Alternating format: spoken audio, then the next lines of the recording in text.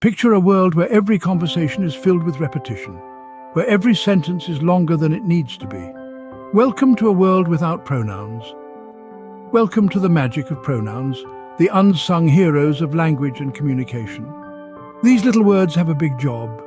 They stand in for nouns, those words that represent people, places, things, and ideas. Without pronouns, we'd be saying the same names and nouns over and over again. Imagine saying John 5 times in a sentence when you could simply say he. It's like having a handy shortcut built right into the language. Pronouns help us avoid sounding like a broken record, repeating the same words ad nauseum. They make our conversations and writings more efficient, more fluid. They're the lubricant that keeps the gears of language turning smoothly, preventing the grinding halt of repetition. Now imagine a dance. The nouns are the dancers, and the pronouns are their partners, twirling around in a beautiful ballet of language. They're not just partners, though. They're understudies, ready to step into the spotlight when the noun needs a break. They're the ultimate team players, always ready to help out and keep the show going. But pronouns aren't just replacements, they're shapeshifters. Depending on who we're talking about, where they are, or what they're doing, pronouns can change forms. They can be he or she, it or they, this or that, who or whom. It's like they have a wardrobe full of costumes, ready to change their appearance to suit the situation. And here's the most magical part. Even though they're often just a single syllable, pronouns carry a lot of meaning. They can tell us about number, is it he or they, gender, is it he or she, and even possession, is it his or theirs. They're small, but they're mighty. So you see, pronouns are like the secret agents of language, working undercover to keep our sentences crisp and meaningful. They're an essential part of our linguistic toolkit, and understanding them can unlock new levels of clarity and precision in our communication. Get ready to dive deeper into the world of pronouns and discover their many types, rules, and uses. It's going to be a fascinating journey. Pronouns may seem simple, but like any good secret agent, they have many identities. Now let's dive into these identities, or as we call them in the world of grammar, types of pronouns. First up, the personal pronouns. They're the stars of the show. Words like he, she, it, we, and they fall into this category. They are used in the place of a person or thing that is being talked about. For example, John is reading, he enjoys books. Here, he is a personal pronoun replacing John. Moving on to possessive pronouns. They're the possessive types showing ownership. These include his, hers, its, ours, and theirs. Let's give them a spin. This book is mine, not yours. Mine and yours are possessive pronouns indicating who owns what. Next, we have reflexive pronouns. These are the mirror-loving pronouns that reflect back to the subject. They end in self or selves, like myself, herself, itself, ourselves, and themselves. For instance, she cut herself while cooking. Herself reflects back to the subject, she. Our fourth type, demonstrative pronouns, loves to point things out. They include this, that, these, and those. For example, this is my book. Here, this is a demonstrative pronoun pointing to a specific book. Finally, we have relative pronouns. They introduce relative clauses, adding extra information to sentences. Who, whom, whose, which, and that are the key players here. In the sentence, the woman who lives next door is a teacher, who is a relative pronoun introducing extra information about the woman. Remember, each type of pronoun has its own mission. Knowing their unique roles will help you use them effectively. But hold on, we're just getting started. In the next scene, we'll delve into some common pronoun mistakes and how to avoid them. Stay tuned for more pronoun revelations on English Expert. Even secret agents can slip up, and pronouns are no exception. Let's uncover some common pronoun blunders.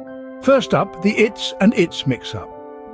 Its is a contraction of it is or it has, while its is a possessive pronoun. Picture this, it's raining versus the dog wagged its tail. The first is a weather update, the second a cheerful pup. Next we have the your and your confusion. Your indicates possession, as in your book. Your, on the other hand, is a contraction of you are. So you're awesome means you are awesome, not that you own awesome. Then there's the misuse of reflexive pronouns like myself, herself, and themselves. Remember, these pronouns are used when the subject and the object of a sentence are the same person or thing. So "I did the job myself" is correct, but "my friend and myself went to the park" is not. In the latter case, "my friend and I" is the way to go. Also, let's not forget the trap of vague pronoun references. When using pronouns like he, she, it or they, make sure it's clear who or what you're referring to. Imagine a sentence like, "John told Mike that he failed." Who failed, John or Mike? Unclear, right? And finally, we have the issue of pronoun antecedent agreement. The antecedent is the noun that a pronoun replaces. The pronoun should agree in number and gender with its antecedent. Saying "everyone has their own opinions" is a common mistake. The correct form is "everyone has his or her own opinions," as everyone is singular. With these examples, we've laid bare some of the most common pronoun pitfalls. But don't fret. Here's a secret weapon. Practice, practice, practice. Write, read, revise. With time, you'll master the art of using pronouns correctly. Remember, pronouns, just like secret agents, are masters of disguise. They can replace nouns, prevent repetition, and make sentences flow. But they can also cause confusion if not used properly. So be a savvy agent, know your pronouns, understand their roles, and use them effectively. With these tips, you can evade the common traps in pronoun usage and communicate with precision. Pronouns are more than just grammar rules. They're the key to effective communication in real life.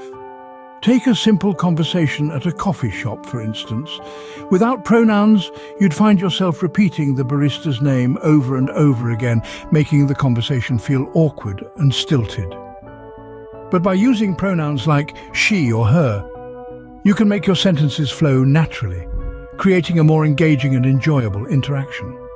Or consider a professional setting where understanding the correct usage of pronouns like I, me, and myself can mean the difference between coming off as confident or confused. And let's not forget the importance of using the correct gender pronouns, a small but significant step towards showing respect and inclusivity. Pronouns are also your secret weapon to avoid redundancy. They help make your stories more captivating, your arguments more concise, and your emails less of a chore to read. So the next time you converse, remember the power of pronouns. They can transform your communication. Now that you're acquainted with the secret agents of language, let's do a quick mission recap. We embarked on a journey to discover the magic of pronouns, those indispensable tools that help avoid repetition and enhance the flow of our sentences. We navigated the different types of pronouns: personal, possessive, reflexive, demonstrative, and relative, each with its own set of rules. We then delved into common mistakes that can trip us up and learned how to sidestep them like a pro. Lastly, we witnessed the power of pronouns in real-life scenarios, seeing firsthand how understanding these rules enhances our everyday communication. Remember, mastering pronouns is not an overnight achievement. It requires practice, but with the knowledge you've gained today, you're well on your way. So, keep practicing and soon you'll be a pro. You're now armed with the knowledge to use pronouns with confidence. Don't forget to like, share and subscribe to English Expert for more language-related missions.